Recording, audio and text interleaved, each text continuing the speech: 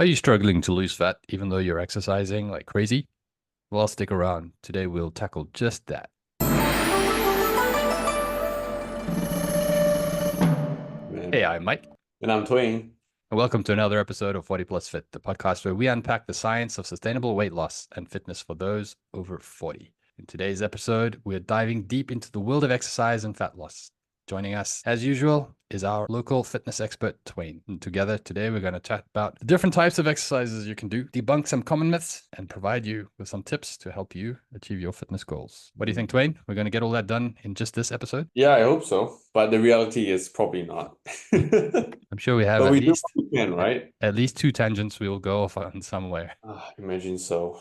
But yeah, I think we are hopefully getting better at this. And today's episode should not really take too long. I think it's quite straightforward, at least to us, I suppose. Yeah, I think so too. I think today we're actually going to be on track here. So we'll start it off with I was reading, and there was an article that said actually a study published in the Journal of Strength and Conditioning Research found that older adults who engaged in resistance training experienced a 30% increase in their resting metabolic rate. So, layman's terms for us people who are not so fantastic with the science, this just means that they burn more calories even when they weren't actively exercising. Hmm. So, knowing that, I think we can jump into a little bit of myths that we have regarding Yep. exercise and fat loss. Specifically, today, we're chatting just mainly about fat loss and exercise, not all the other extra health benefits and everything that we can get. For that, we can go on to some of the other podcasts that we've done in the previous episodes. But today, we're dealing specifically with the topic of fat loss when it comes to exercise. All right. So, Yep. myth number one that we have is that cardio is the only way to lose fat. Would you agree that that is a myth, or would you disagree? Oh, definitely disagree, man.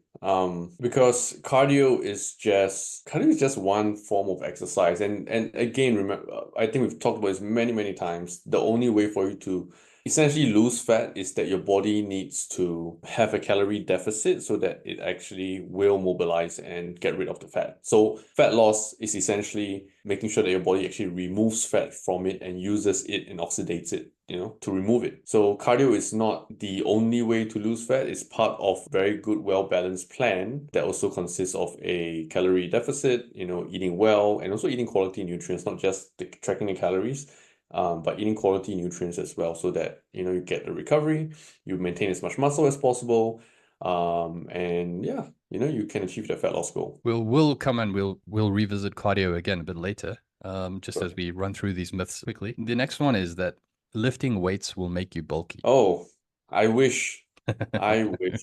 I think it is not so much a myth in the sense that yes, lifting weights can make you bulky. Notice the pause there because I was going to say will make you bulky, but I think it's more it can make you bulky. Now, again, whether it makes you bulky or not is dependent on a few factors. Number one, the intensity at which you lift the weights. Okay.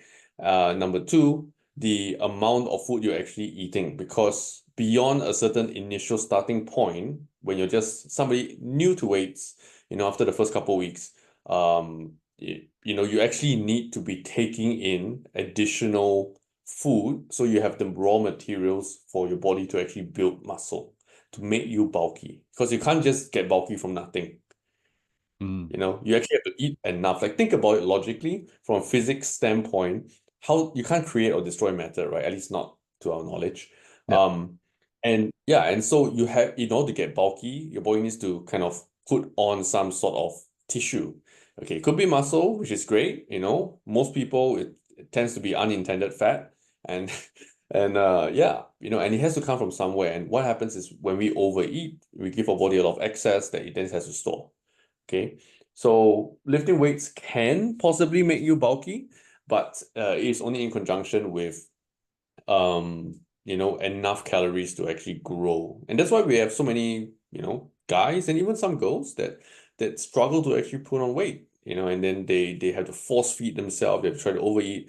And of course, some of you listening to this who want to lose weight or lose fat might think, oh man, that's such a dream. But remember, it's the same problem, just on the opposite side of the coin, Yeah. right? So for you, maybe you're having trouble losing weight because you feel like, oh, I have to eat really, really little, to lose weight. Some people have to eat like a lot more just to gain weight, right? So it's the same problem on the opposite side of the coin. Yeah. And I think maybe one last thing on this, very important to take note, is that this myth gets perpetuated by a lot of women who are scared to lift heavy weights or even push themselves in some way when they lift weights because they're scared that they'll suddenly turn into a female bodybuilder. Okay. There's no other avenue in the world or any other profession or maybe pursuit in the world other than weights where people actually have this misconception, because you don't hear anybody else say, "Oh, I'm very scared to become a billionaire because I go to work." I'm very scared to become a F1 driver because I can drive a car, because I have to drive a car to work every day. Or I'm very scared to become a world-class marathon runner because I decided to go for a walk. That's literally how ridiculous it is to say like, oh, I'm going to lift some weights and I'm going to become like a bodybuilder. Yep. And the reason why I say this is because anybody who says this is essentially invalidating all the efforts of all the people who are pursuing bodybuilding, on all the people like myself who are struggling every single day to do every single thing we can to just put on that one extra gram of muscle every single day. We're just struggling for that. And you have to do so much. It takes so much more work and intention. You don't accidentally, get bulky. If you do, either you have grade A genetics, which is possible, but Mm. at the same time, also you're probably just not watching what you eat. So a lot of times, yeah, people tend to lift some weights and say, "Oh, I'm really hungry now," which tend to happen, and Yep. then you overeat, and then suddenly next thing you know, you just have a ton of fat. Yeah, you did point on this, and I just want to bring it up again. There is that 0.01% of the population that when they just look at weights, they already start building muscle. Yeah, but if you're listening to this, chances are that's not you. Yeah, it's very likely as most, because you'll Yeah. probably be doing the podcast, not listening to it. But yeah, so there is a very tiny amount of ones that do that, and I did come across one of those when I was younger, and yeah, the jealousy was quite strong, because I was working out about six days a week, and I didn't. If I put on that gram of muscle, I would have been quite happy already. Yeah, man, I hear you. Oh, if you can hear that, that's probably my bottle is taking a swig. See, I was All right. just taking a swig of my protein shake, which is something that I do and I take regularly because it's all part of the muscle building process, you know? Yeah, so this is something that like even some people find that to be an effort to be mindful about what they eat, right? So hey, you Yeah. got to put in work. All right. Um, Myth number 3, the final one. Older adults shouldn't do high intensity workouts. Oh, this one's complete bullshit, man. But also I do think we have to clarify does high intensity workouts mean. And so by high intensity, if you're looking at it from the perspective of the actual technical term of what is high intensity, it just means like they need to lift heavy enough and push hard enough. Okay, or go at higher intensities of the specific training modality. Let's say if they're running, maybe they do some sprinting or run at a higher cardio training zone, for example. Okay, so that's what it means by high intensity. It doesn't mean doing like random, I don't know, F45 workouts or whatever, uh, purple hypothesis. No, it's called orange theory. Yeah. But no, but anyway, all these random kind of like circuit workouts and stuff. So older adults, the one thing that happens with age is age-related sarcopenia, muscle loss that affects people's health. Okay, and it's one of the biggest risk factors to decreasing health outcomes as you get older. And so you do need to do higher intensity work. Even when you're young, even when you're old, it's just that this high intensity is relative to what you can do. And so it's all about, perceived effort, how much are you pushing, and whether or not you're stimulating your body in the right way to retain more muscle, to make sure the heart stays healthy, can function well. And of course, all those things together with a balanced diet is going to help keep you in shape, mobile, strong, and just being able to do whatever you need to do, quality of life stuff. Mm. So I suppose when it comes to older adults shouldn't do high intensity workouts, this actually doesn't specify specifically to older adults. It's people with any pre-existing medical conditions that, could be exasperated by doing anything more. Like let's say I got Hmm? a bad heart condition, you know, Oh, I see. irrespective of your age, if you got a bad heart condition, probably not the best thing to go do a HIIT workout kind of thing. But there's other options that you could be doing to hopefully try and how shall we say, compensate for that, Yep. right? Yep. So I don't think it's necessarily age related, but if you have any specific condition that's holding you back, that's probably really where this would come into play. Because I've met, and I think your father is one of these, right? Is 70 plus or whatever, still Yeah. working out harder than most people my age, and They're looking a most lot better as well. yeah. He works out harder than I do, to be honest. Yeah. So yeah, there's no age issue with this. It's always skill and where your starting point is. So if you're just starting out, hey, take it progressively. Start from where you're at and just keep improving from there. And eventually you keep hitting that higher intensity. High intensity is not some arbitrary zone because it scales up as you get better. So yeah, so take things one step at a time and progressively. All right, let's look at the 4 different types of exercise. Um, we have cardio, we have strength training, we have Mhm. this one everybody seems to love, the HIIT. And then we Mhm. have people who, like, with flexibility and balance, like yoga and Pilates, right? If we take each one of those, we break down what they are, and then perhaps you could give your thoughts as to, okay, where does this best play a part in a journey of fat loss? So starting with cardio does have a place to play when it comes to fat loss. Yep. That one I understand. Perhaps you can give us some examples of cardio. Perhaps you can also throw in a few that maybe we don't even realize are cardio. Um, like I for one only found out that cardio, and this is probably very embarrassing to admit considering we're doing a podcast like this. I actually only started considering walking as cardio after I turned 40. Before that is like walking is just a mode of transport, Hmm. from getting me from A to B. So you can, if you can share like some of the different types that we can get of cardio, and then what part could they play? Where do they best fit into the puzzle of fat loss? Okay. Well, I mean, cardio is basically anything that or any form of activity or exercise that you do where the kind of the limiting factor will naturally be, if you push it hard enough, the limiting factor is going to be your cardiorespiratory system. Okay, not really your muscular system. So example, lifting a weight for very, very many reps is not technically cardio because more or less your muscles are the ones that will likely give out first. Yeah. Um, but at the same time also, uh there are some exercises where potentially, okay, you might feel very like out of breath when you do them. And some people might think that means cardio, but it's not necessarily the same thing. Before getting too much into the complicated details, I think most of the cardio that we know of is generally anything that involves either some sort of running, some sort of swimming, cycling. What else can I think of? Jumping, Walking. Walking for the most part.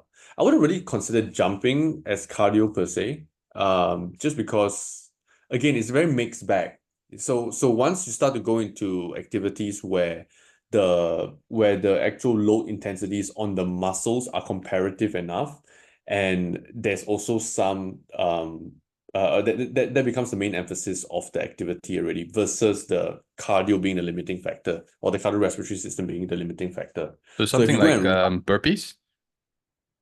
so yeah, so when you do something like burpees, Hmm. you kind of like it makes your heart rate go up, yes, but you're not quite training the cardiovascular system in the same way as you would if you were to go and do, let's say, like rowing, an ergometer rowing, or you're doing like, a ski erg, something that allows your allows you to have a more consistent um a more consistent activity level that again is rate limited by your cardiovascular system versus like much faster and much higher impact than your muscular system. Yeah, because it all eventually does come down to the energy system usage to a large degree. Because at the end of the day, when we talk about energy system usage, most of the cardio happens within that oxidative pathway, right? Which is why we need to kind of keep breathing in as hard as possible. And I think we talked about energy systems in our creatine episode. Yeah. Maybe we can do a bigger episode on this next time. But there are generally three energy systems that we have, and kind of think of them as like your gear one, gear two, gear three, I guess, in a car. Mm. It's not quite the best analogy though, because all three energy systems are contributing all the time. It's just which one is your body's pulling out more from. Yeah, so the first one is your ATP, your actual creatine phosphate system. So that one lasts like max 20 seconds, right? 15 seconds, not even 20, I think. 15 seconds. And so that's all your like heavy lifting, short burst of energy, quick spike nitro boost kind of thing right at the start. And then once that dies off after 15 seconds, up until about 3 minutes, the rest of it is all your glycolytic system here. So muscle glycogen, floating glycogen around gets shuttled in. This is the carbs, technically carbs, right? So your glycogen that powers all this energy. And then once you go past the 3 minute mark, everything's oxidative already. You're trying to pull out from the fat stores of the body. You're trying to utilize mostly fats because it's quite energy efficient, right? One fat molecule itself yields a whole bunch of energy. The only issue is because converting from fat into like actual energy units, ATP, is very slow process. And so that's why you're then, relegated to more low to moderate intensity activity. So that's why if you're able to do something for a long period of time, even if like whatever you're doing relative to what you could do, that is going to be really considered sub-maximal. So we're not talking about the actual absolute speed. So like a marathon runner, like what's the guy's name? Kipchoge, right? Like that guy that broke the marathon record recently. Like that guy's average pacing for a marathon is like otherworldly. For most people, it's a sprint. It feels like a sprint. But for him, relative to what he can do, that's just sub-maximal for him.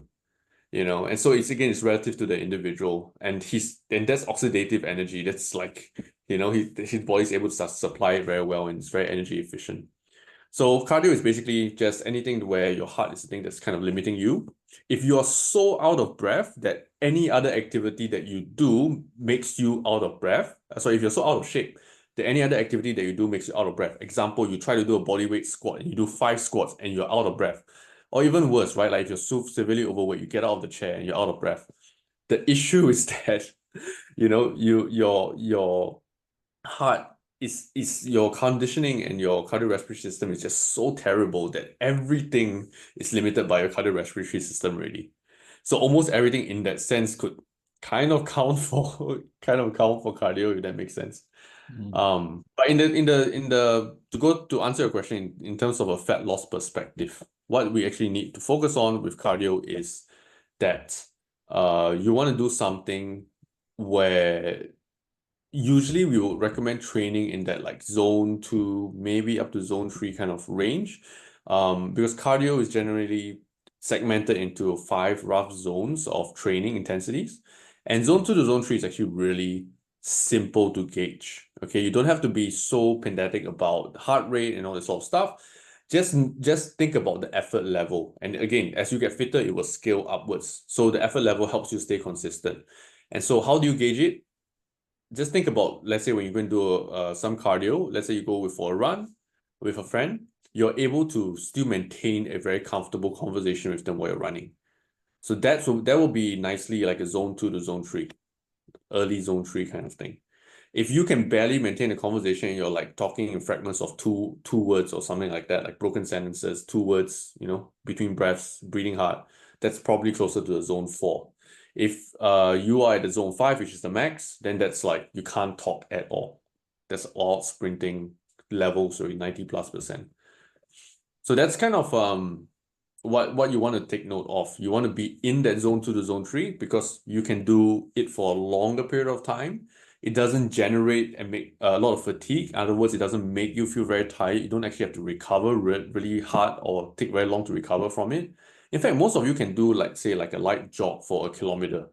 Okay, very light jog for a kilometer. And within, like when you stop, probably within 5 minutes, you'll be okay already.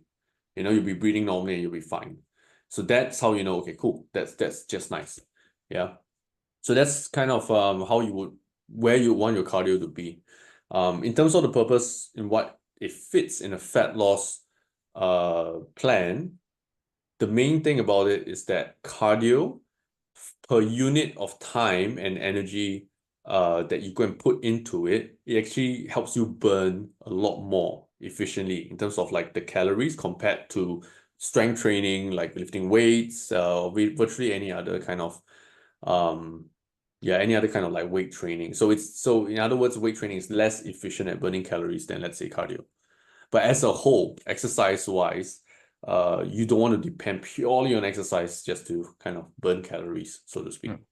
You want to make sure you manage the diet side because it's way easier to eat like 500 calories extra, just gobble down 2 Snickers bars than to go and run like a zone 3 for 1.5 hours. Yeah, sure. I don't even make it 1.5 hours and I can already die. All right. So that cardio. So you've sort of started touching on strength training there. So perhaps we jump Yeah. into that one as well. Yeah. So for fat loss purposes, remember that when you are losing fat, rather when you are losing weight, it's not necessarily all going to come from fat. Okay, maybe at the start, if you have a lot of excess fat on your body to lose, that's great. But look, like we deal with a whole bunch and a whole range of individuals of different fitness levels. Most of the people that I would say are around like your 65 kilos, 70, 65 kilos and under, especially the ladies, they tend to not really carry a ton of fat on them. And so when you just try to lose weight, potentially what happens, especially as you get lighter, is that you start to lose more and more of the weight from, other tissues other than just fat tissue. And the only way to make sure we don't lose any of those important tissues like muscle is that we have to train our body. We have to lift some weight so that our muscles have a reason to stay on us. And so that's really the benefit of strength training in that sense, and the place it has in a fat loss kind of plan. Because when you lose fat, you want to, again, fat loss plan, right? You want to lose the fat. So you need to give your body a reason as you're losing weight, as it has this signal from your diet, right? Because you're not eating enough. So it has this signal from your diet to say, oh, I got to cut something, right? I got to reduce my body mass so that I don't consume so much calories. Um, it will then need to be told, hey, don't lose your muscles. So when you train hard, you will tell your body, don't lose the muscles because we need them. It's going to experience this stress again. I need these things. It's important to me. And then it will say, okay, cool, no problem then. I'll have to go and take it from the fat source. And so that's really for a lot of the muscle retention component. So if you want to lose fat, you have to make sure you are lifting weights in some way or form. Okay. So lifting weights in some way or form, does body weight exercises count for that? If that is challenging enough for you, then by all means, yeah, sure. Okay. Again, the cool part about strength training and rather more importantly, resistance training, I think that's the best way to put that term because resistance training implies that as long as your muscles receive a certain level of resistance, then that counts. Okay. Now, the caveat here is at some point your muscles will adapt. And so that means once you reach a certain level of strength, you need to challenge it more. And so beyond certain bodyweight exercises, if you really want to ensure that you either grow the muscles or make them even more, like higher capacity to burn more calories at rest, as you mentioned right at the start, right? Yeah. Then you will need to challenge them a lot more, lift heavier weights, put them under a much more undue resistance, and then that will force them to adapt further. But the reality is this, I can tell you, and the comfort you all can take listening to this, especially those of you who don't enjoy the gym, okay, is that you can get a whole lot of resistance work done just from body weight stuff. You have a pull-up bar, you have actually you have a pull-up bar, maybe you can buy a pair of rings, go to the fitness corner, hang the rings up. You can start practicing all these like body weight skills, gymnastic stuff. And it will not only be fun, I find a lot of people find it very fun to develop new skills, but it also acts as a really good form of resistance work with your own body. Will you get like massive or big? If you're a guy listening to this and you want to get whole jacked and stuff, probably not. Like yeah, I don't know any bodybuilders that would use a system like this. Because again, using weights is just way more efficient, right? You can add on more weight over time, and yeah, it's just efficient. It's just a different tool for a different job, yeah, for a different purpose. So the average person probably can get a lot out of just doing body weight stuff. Yeah, most people can't even do 20 push-ups, like Yeah, 20 that's proper true. push-ups in a row, right? I, I So I should actually test myself and see if I still can now. It's been a while. I saw the Um, bead of sweat go down the side there, Mike.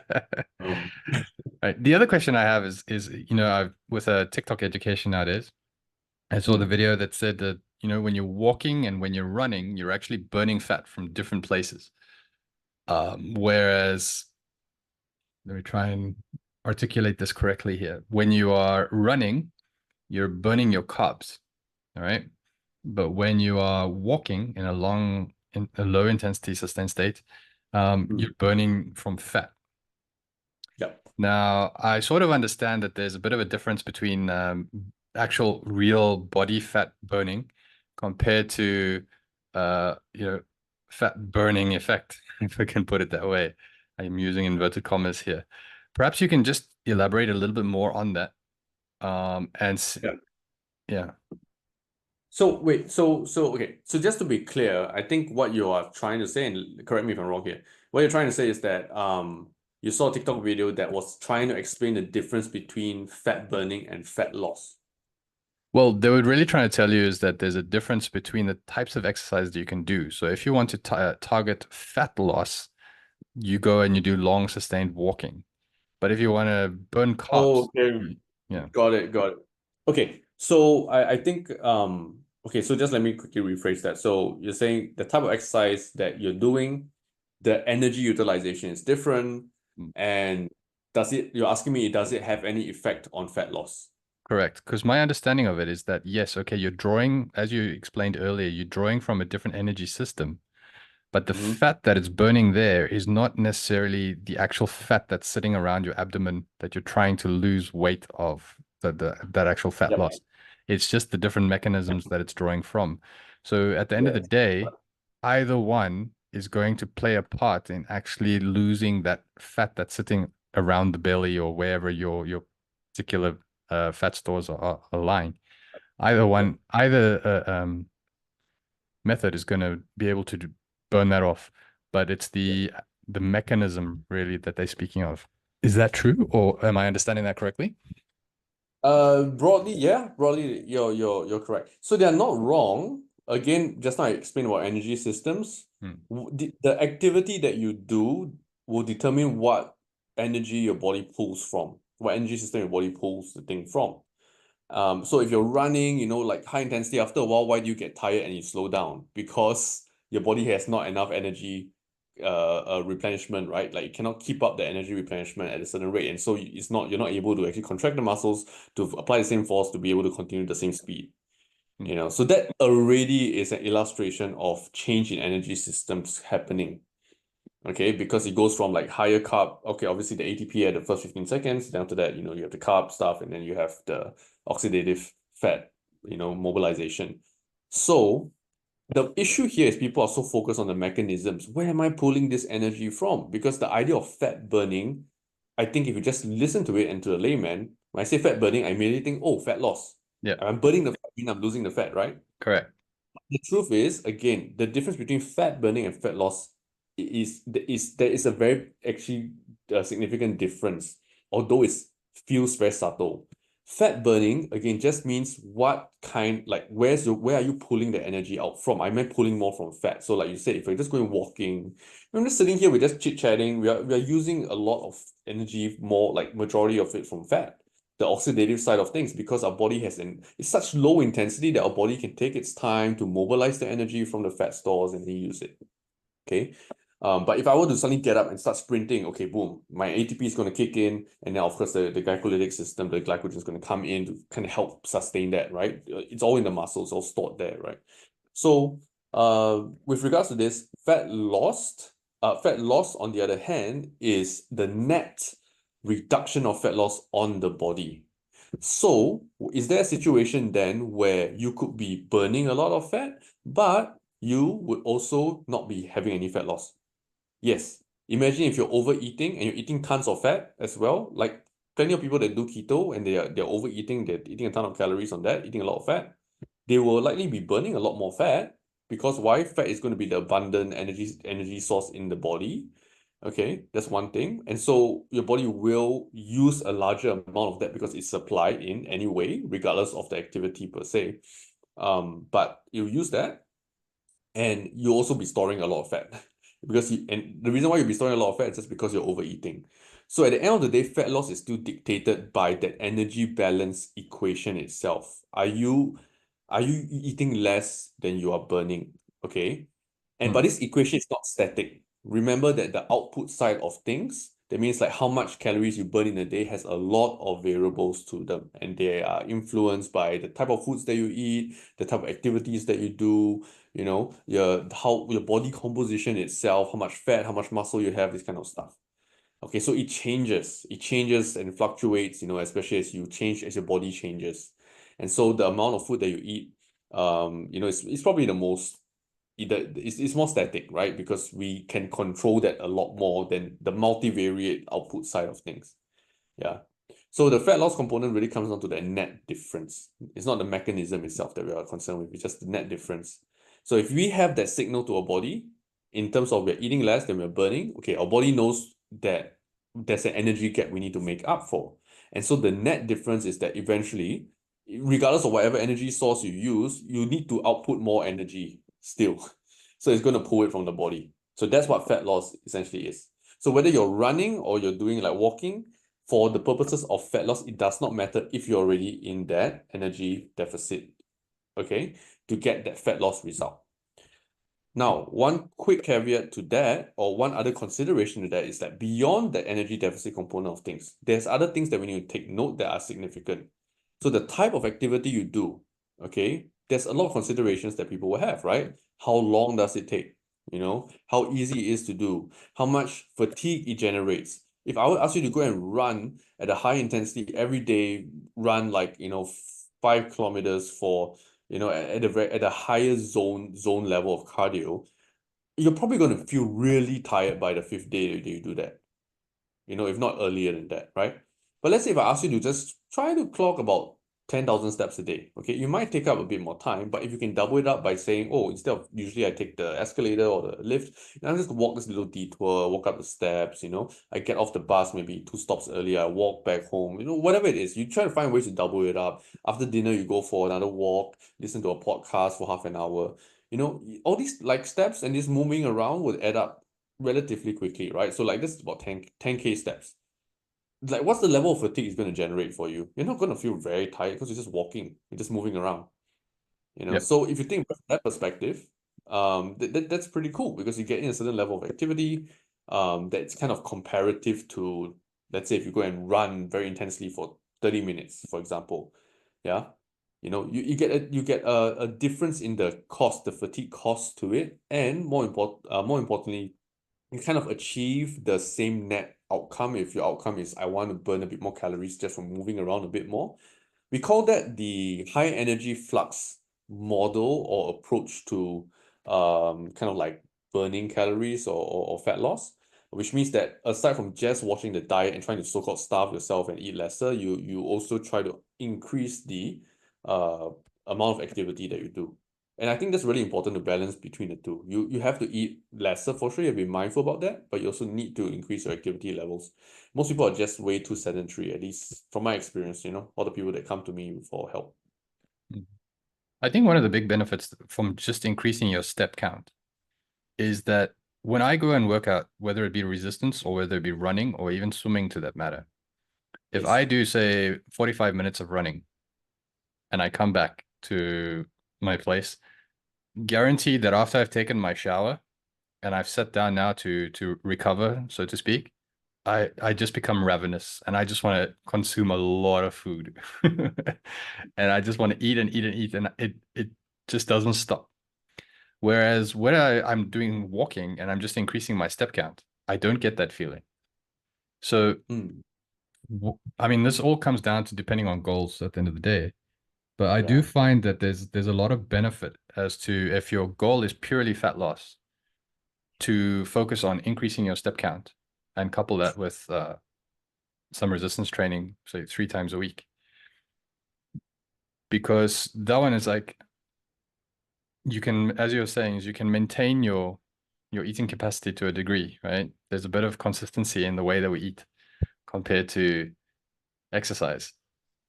And when I throw in the major exercise, as I said, is like the running, the swimming, or even the resistance training to a point, that my consistent eating doesn't doesn't remain consistent.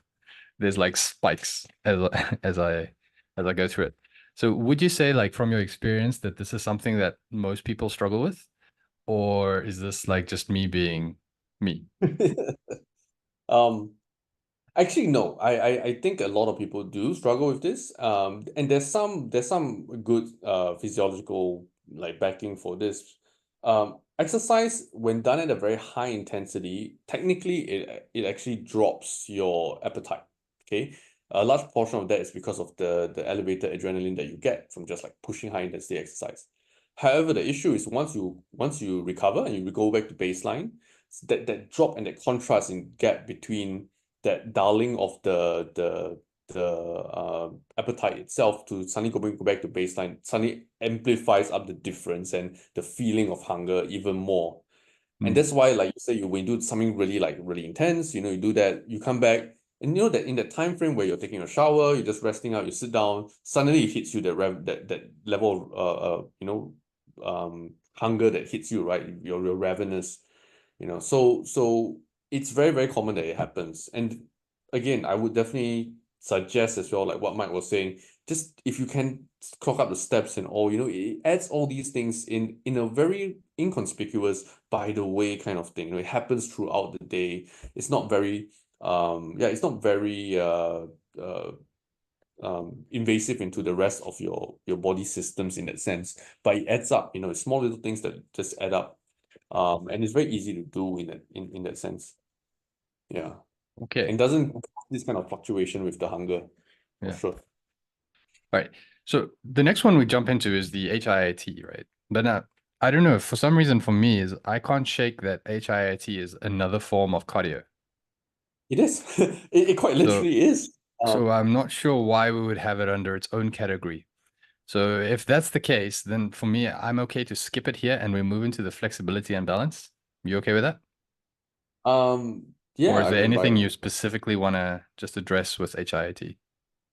Well, I would say that if you guys are doing HIIT training and people are telling you, oh, it gives you the fat burning effect, I think that's the thing I always hear. So first of all, just take note when you're doing the HIIT, because it's to a relatively intense level, you are going to be burning like glycogen, right? You're not actually burning fat for energy in the first place. So that's already a non-starter there.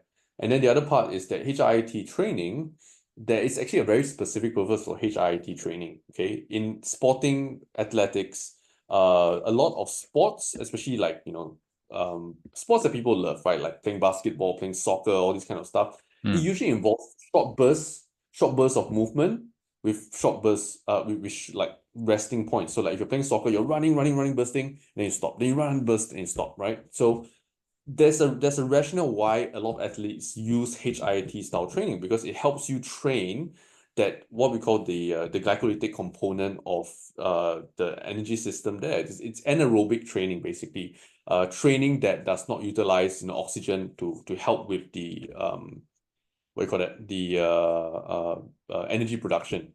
Yeah, so this is a specific way to get you better at really maximizing out that glycolytic energy system, make it really efficient for you to do these things well. Okay, so that's actually a very specific sporting fitness reason for that. For general people who want to lose fat and all that sort of stuff, again, just default back to the low intensity stuff. If you really enjoy HIIT style training, like you genuinely enjoy it, it makes you feel good, by all means do it. I would say, like I'm all for that. But if you're doing it because you think it's going to burn more calories and all that sort of stuff, it's probably not a good idea. Okay. It's been sold, and this is the last point I want to make on this, is that it's been sold as this idea that there's this afterburn effect, right? In fact, I think one of the franchises tends, like, that's their whole premise. You have this afterburn effect of doing HIIT. But the afterburn effect, if you do the calculations, it's literally something like an extra, I don't know, extra 40 calories or something, like for the day after the workout, And what's 40 calories? What's 40 calories? A banana. It's no, it's not even a banana, it's like half a banana probably. Less than half a banana. It's the additional little bit of sauce that you forgot to count in your burger. It's the additional bit of mayonnaise that you happen to dip your fries in. That's 40 calories, you know what I mean? Like, so it's like, So is if it your worth focus, it? if your big thing is about afterburner, strength training or resistance training provides that as well, right?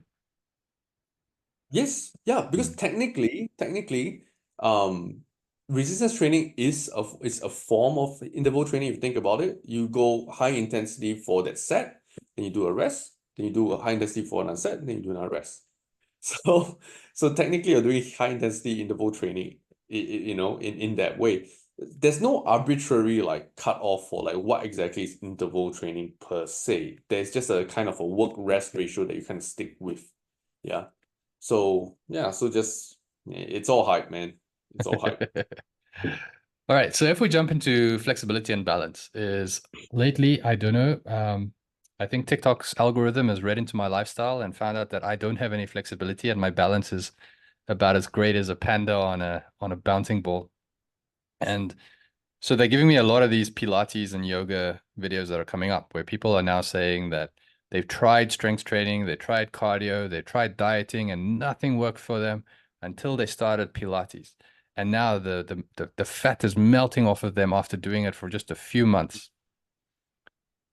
Is this something you've seen in your experience? Because, or yeah, let's leave it at that. Is this something you've seen in your Yeah, I experience? mean, And what would be your advice with regards to these kind of exercises? maybe I'll start with the latter. What's my advice with it, right? So I would say, you do yoga, you do Pilates. These are really good for helping you create kinesthetic awareness, help you kind of maybe even de-stress depending on the version that you do. Um, and they are great for, again, kinesthetic awareness basically means awareness of your own body in space. So helps you like controlling of your muscles, helps you understand your balance when you're trying to hold certain poses, things like this. Fantastic stuff to do to gain that skill of controlling your body. Okay. Some side effects of it tend to be that people also end up feeling a lot better, right? You feel a lot more calmer when you do your Pilates or your yoga, it helps you de-stress a little bit. And so these are all very positive benefits that can help people with their fat loss journey. Because a large part of losing weight is the stress that people place on the outcome of losing weight and losing fat. And that in and of itself can create a lot more roadblocks in the body. Okay, what do I mean by that? For example, let's say if you're really stressing out, then that translates neurochemically as stress in your brain to then have a physiological stress effect in your body. People will always talk about, like cortisol going up and things like this. But the main thing is that chronic stress in and of itself, that means elevated levels of stress in your body, is already something that affects people's metabolism in the first place, right? Because if you think about it, your body's an ecosystem of um, trying to be very efficient. And if all it reacts to, like when you put a lot of stress on it, all it knows is that there's a tremendous amount of stress here. We need to be even more efficient. Then what you will do is you will try to economize its functions, and it won't like maximize its own output, right? So that it can survive. And that's what your body does best. So if we can reduce as much stress as possible, I think that will really help any kind of weight loss or fat loss journey. All right, to help you really like lose fat and create an environment that allows the body to let go of the fat easier. Okay, so de-stressing is super important. Now, do you have to do Pilates or yoga to do that? You don't have to. I think for a lot of people, and this is to address your first point, the anecdotal story of an experience of I tried all these other things that didn't work for me for weight loss, and I tried this thing and I actually got the weight loss or the fat loss. I think that story, while it is valid for the individual's experience, what is probably really happening is just the fact that when they were trying out all these other things first, they were probably not in the best of states.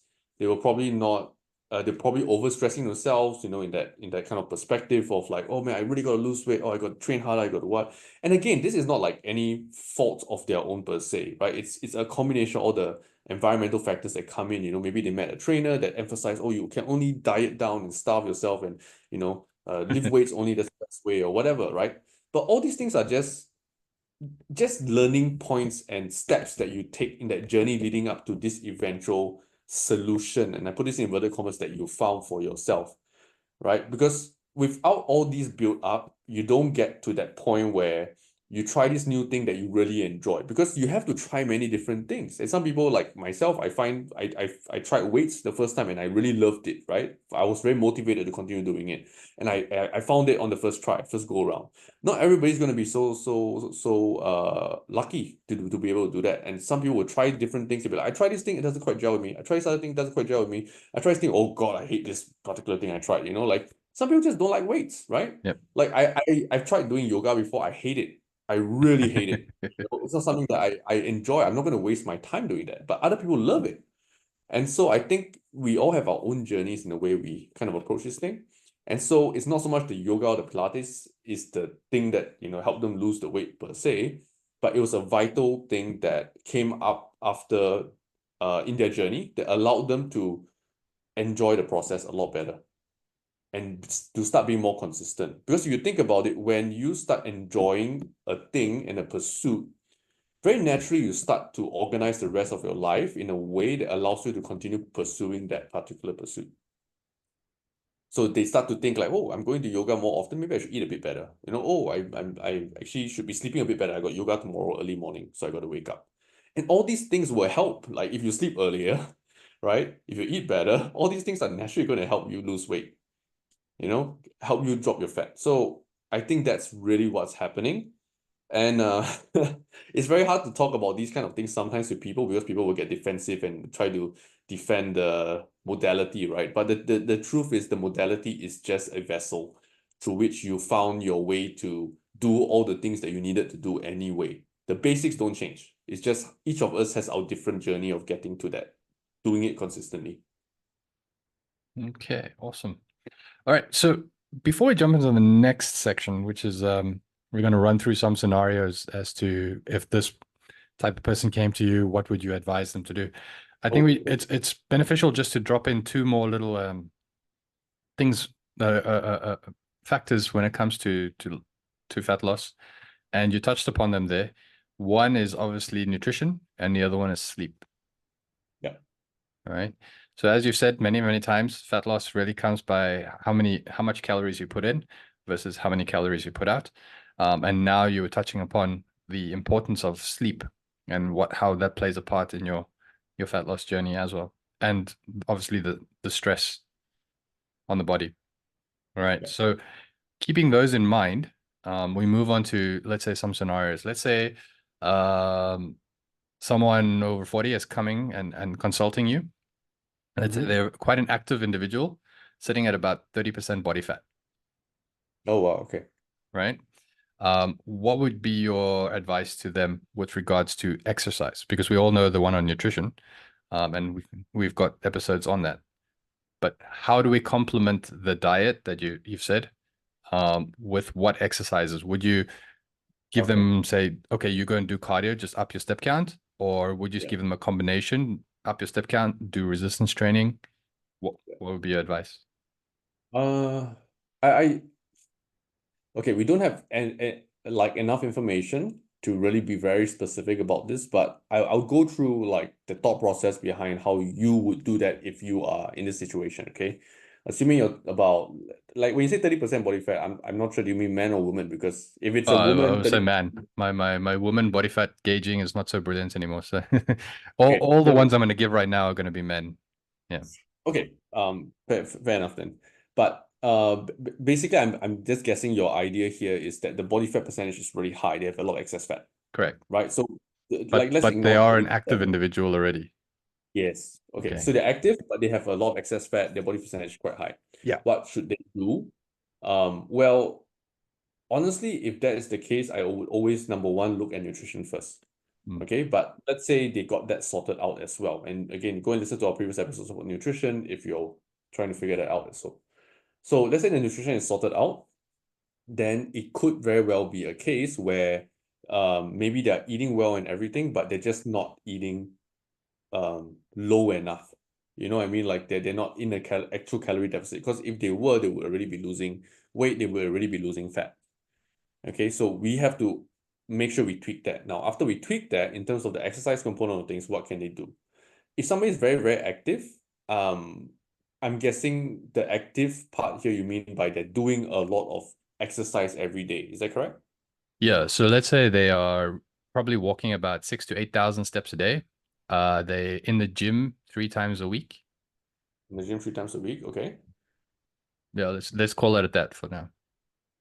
Oh, okay. If that's the case and that's all they're doing, because Mm. even though I say that's all they're doing, and I know for a lot of people that sounds like a lot to Yeah. do, but like by absolute standards, that's actually fairly moderate to like that's a good amount.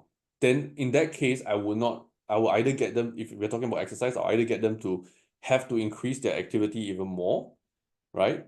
Because we want to raise, if we are trying to talk about calorie burn from the exercise component of things, we have to raise the amount of activity in the most efficient way. And again, as we talked about, we're going to do that with low intensity cardio. Okay, so either like set aside sessions of specific cardio, which is not really my preference for the general public. What I would recommend is just look at your step count and say add another 2,500 steps to it. So if you're doing 6 to 8,000 steps, try to go to like, 8 to 10,000 steps kind of thing. Right. So just bump it up. Just bump it up. And then keep the strength training in. Don't change anything else. Like literally that's all you would do. And obviously make sure your diet side is well taken care of. So I honestly wouldn't change anything. Other than that. Okay. Okay. So If just they bump have up the time, steps. they like, sorry? So just bump up the steps. Yeah, just bump up the steps. Just bump up the steps, or you can add in some lower intensity like cardio sessions, meaning some light jogs, even light runs if you're already more running inclined, right? Mm. But the key thing here is this also. When you add in cardio sessions, you want to make sure you're not adding cardio sessions and then because you're so tired from the cardio sessions, you reduce your steps. Then now just becomes a net replacement. So you're not really doing more. You're just, Yeah. it's not additive, it becomes substitutive already. Yeah. So I recommend like if you don't even like cardio and you're like me, you don't even like cardio, hey, just up your steps. That's the easiest way to do it. Track your steps, see how much you're doing a day, and just do more. Yeah. For some people, it might be a case where you might need to go up to like, 12,000 steps or something. And different people different people are different, to be honest. So you can always benefit from just doing a bit more steps. Yeah. Okay. So scenario number 2 is let's say it's 20% body fat, right? Okay. And the summer is approaching in 2 months' time, and I want to have the beach body to go and impress the people. Ooh. What is my Ooh. best course of action exercise wise? Oh man, you gotta just train with weights, man. Just train with weights, probably up your frequency, up the intensity of it. And again, it really comes down to the diet side. You can't outtrain a bad diet. Let's put it that way first. Okay, so to answer this question, assuming that you have your diet in order, you're eating enough protein, you're already in a calorie deficit. That these two things alone, together with your 3 times a week training, is already kind of going to get you there. If you want to do something a bit more, you could gain a little bit more extra benefit, I suppose, extra results from doing a bit more gym work. But then that also depends on like what's your split that you're doing for the workouts. If you don't have a proper split, and again, if you're not organizing your workouts in a way that you can train hard but also recover from it, then that's also going to be an issue. Yeah. So in terms of the exercise component of things, because we're focused on exercise this episode, I would say number one, make sure you are training with weights at least 3 times a week, if not up to about 5 times a week. Make sure you're covering each body part at least twice a week. So you're doing something for your chest twice a week, you're doing something for your shoulders twice a week, you're doing something for your legs twice a week, and your abs and everything basically in your entire body. And then the diet will take care of the rest. It helps strip off the fat so that you can get as close to the beach ball as possible. Obviously, the caveat to this is, look, like if you don't already have a decent enough base, you probably will not get that drastic a transformation, I suppose. And again, because everybody's so different, it's so hard to say exactly like, what's your idea of a beach body versus what's my idea of a beach body, right? Yeah. So again, everybody's very different, but I'm just going with the perspective of like you are trying to gain as much muscle or show up as much muscle, shape up as nicely as possible while losing fat. So that's my answer in that sense. Okay. Would you advise a person that's doing that and really just wants to burn that fat loss for that particular period to up Yeah. their cardio? For that particular period, yeah, probably. If you're talking about like a period of maybe 6 weeks, 8 weeks, something like that, yeah, sure, you could do it short term. Bump up the cardio, let's be a bit more intense with it. For a short period of time, it works, and then your body adapts to it and doesn't work anymore. Yeah. So so that's why cardio is one of those things that we don't add in until we need to. For especially, I'm talking especially from a bodybuilding perspective here, because at the end of the day, look, if you want to get really lean and shredded and look good, who better to ask than a bodybuilder, right? Like that's the whole goal of bodybuilding in the first place. I mean competitive bodybuilding at least, right? So cardio is not something we do right off the bat. Usually you would adjust the diet first, see what's the result after 1-2 weeks. Then after that, okay, see do we still have room to adjust the diet? If that's possible, then maybe we do that. If not, we might up the activity count. Maybe not even adding cardio yet, just up the activity count first, see how that goes. Okay, then probably from that perspective, if we want the food to remain higher and the person feels better with higher food, we then add in some cardio as well. So you can see it's very step by step, and we Yep. try not to. Yeah, it's like if you're playing a video game, or you're playing a fighting game rather, those versus games where you're like Street Fighter or something, and like imagine everybody has full health bars starting the right beginning of the match, right? Then you do like you're gonna kill the person. You're not gonna finish the thing, right? Like you're just gonna remove a small chunk of their health bar and you still have to continue fighting. Then what do you do after you finish using all your finishing moves? It's like, oh no, I have nothing left, right? So yeah, so you don't want to use like a level 10 move at the level 1 part of the journey. Mm. Okay. I think. Yeah. I think that covers pretty much most of it, right? Is there anything else you want to add in? I think there's one that we actually haven't talked about. So let's say if you still have a high body fat percentage. All right. Again, the actual percentage doesn't really matter, but basically, like, okay, you're carrying a lot more fat than you would want to, or is healthy for you. Okay. And you're very active. Okay. So more active than what Mike mentioned just now. Not just 3 times a week you're training, but you're going for classes every single day at the gym. You're doing an hour of cardio every day in the gym, that kind of stuff. All right. And your body fat's still pretty high. Okay. And your nutrition wise, you feel like you're not eating a lot. Okay. And when we do an audit, we look at what you're eating, we realize, hey, you're really not eating a lot. Then like you're not really losing any fat. This is actually a relatively common kind of avatar or person that we see, a profile of a person that we see. And so a lot of times people like this, they are trying to they're stretching themselves at both ends. They're not eating enough, right? And so they are in a way almost starving the body, but they're also pushing the body so hard and stressing the body out. So they're stressing the body out from both ends, the nutritional and the activity perspective. And a lot of times this activity especially is very unfocused. It's just like I'll go for whatever classes I can. I'll move around as much as I can. After a certain point, as I mentioned, your body adapts to this. It gets used to these chronic high levels of extreme stress from both ends.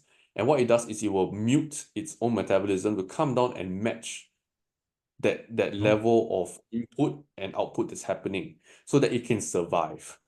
Okay, so when this is a case and this happens, what we usually do is we actually first of all try to balance out people's nutrition, get them to eat a little bit more. No, not a ton more, but we just slowly get them to eat a little bit more, especially emphasizing making sure they're getting enough carbs and proteins, enough proteins in. And then based on the energy, the amount of activity they're doing, making sure they get in enough carbs as well. So we slowly raise up the calories for a person like this first. And then from the activity side of things, we try to clean that up a bit more because this person is just so random, right? Like doing all these different classes, but it's a lot of effort, but it's not going anywhere. It's redirected all over the place. So where should you be putting your effort in? You want to make sure they're getting enough weight training in to retain as much muscle as possible. And we want to make sure they're doing enough like actual cardio to be, expending that energy, creating enough of that higher energy flux that we talked about earlier. Mm. Yeah. But then they do that by creating a higher energy flux with a much lower stress cost to the body, right? So you're not as tired from just doing your light jogs or even just walking and clocking a lot more steps. And when we just make these adjustments for a lot of people, sometimes we even just cut out their cardio completely and say, just clock steps, right? Right now you're doing maybe 6,000 steps, okay? Cut out all your classes, cut out all your and a lot of times these people like don't even like the classes that they're going for. They just go for it because they're oh, this thing is like a fat burner class or whatever, right? Like, yeah, these kind of classes, these kind of things are great for getting people to move, but they don't accomplish very much of either direction. They're not quite cardio, but they're also not quite strength training. So you're just kind of in this weird middle ground that you're not achieving anything, except you're just moving around. So if you're going to be moving around, why don't you just go and walk outside? So yeah, so and you don't get as tired from doing that as well. So we just refocus people's activity and energies into proper structured activities. We make sure on the diet side they have enough protein so that they can actually recover. We bring up the calories a little bit so that the body accommodates, the metabolism accommodates to that and kind of like adapts upwards towards that. And if we do it correctly, sometimes the this intervention actually helps the metabolism in a way kind of regulate itself back up. Not that it's like fixing the metabolism or anything. There's no such thing as a broken metabolism. Your body will just accommodate and then move according to what you give it from the inputs. Yeah, but it takes time. It takes a little bit more of like graduated effort. But for people who are trying everything like this and you're in this like desperate situation, right? You won't be emotionally stable enough to do something so progressive and so steady and stable in the first place and so structured. Yeah, so usually that's kind of where like, obviously having some guidance, a professional come in and, to help you and all that is going to be good.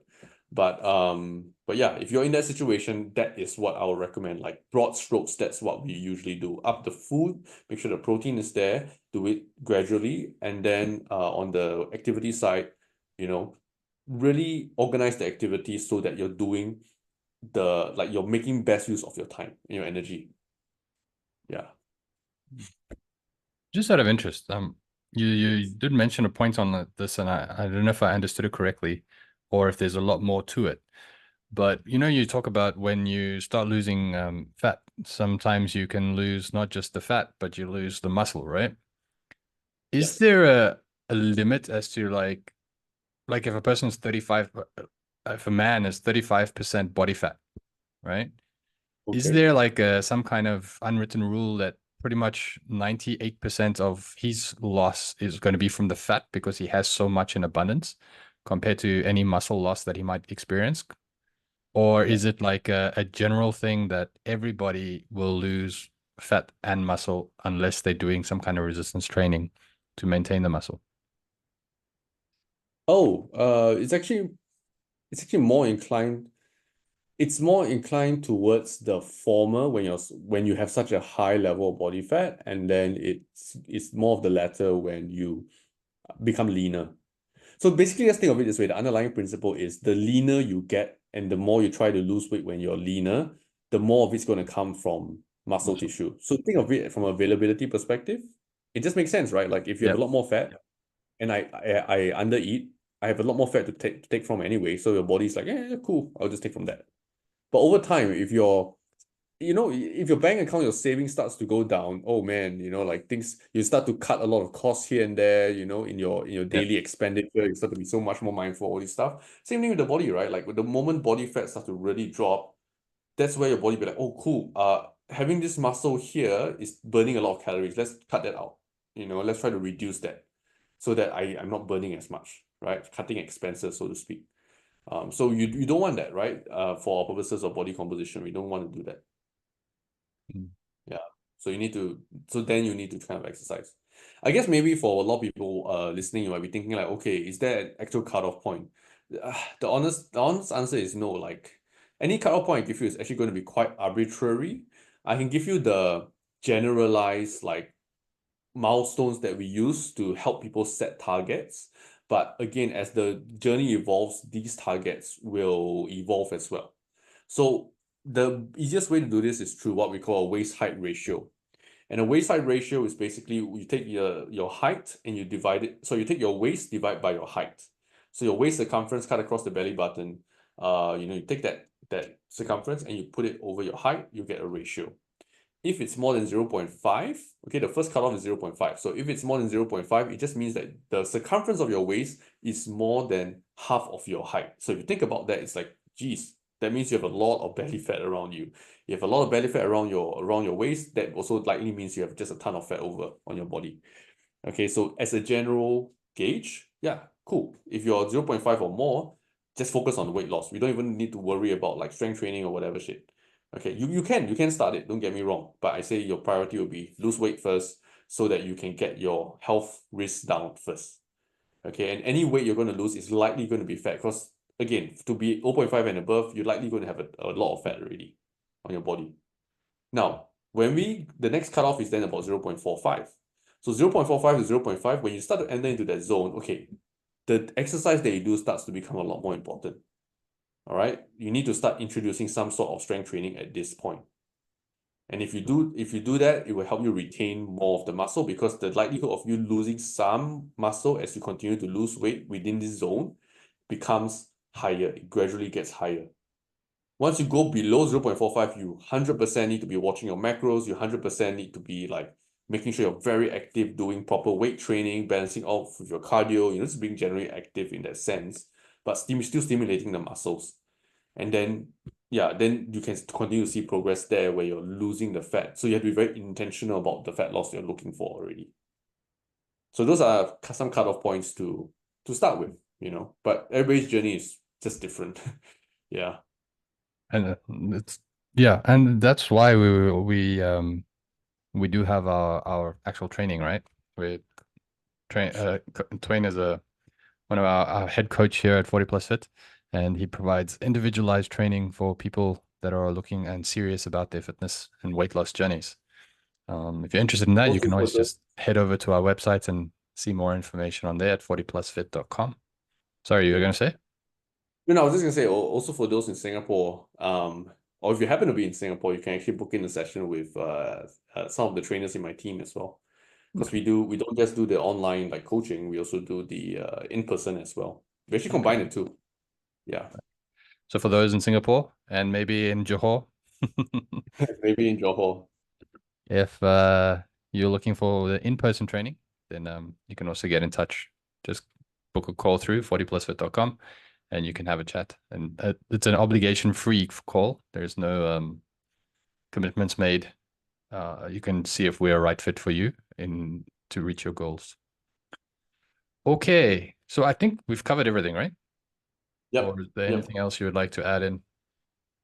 No, I think we have pretty much covered all the stuff we needed Okay, to. so At least our goal of relevant. this being a quick one, I think we failed quite miserably. Yeah, But really miserably. hopefully it's all useful information for whoever's listening to this episode. Yeah. I know I got a bit out of it. I even wrote my notes over here, and I hope if you're listening, you got the same. All right, Yep. so that's a wrap for this episode. Remember, it's never too late to start your fitness journey. Whether you're a seasoned athlete or just getting started, there's an exercise routine out there for you. Thanks for listening, and don't forget to subscribe for more health and fitness tips. And do visit our website at 40plusfit.com for more information. Until next time, stay active and stay healthy.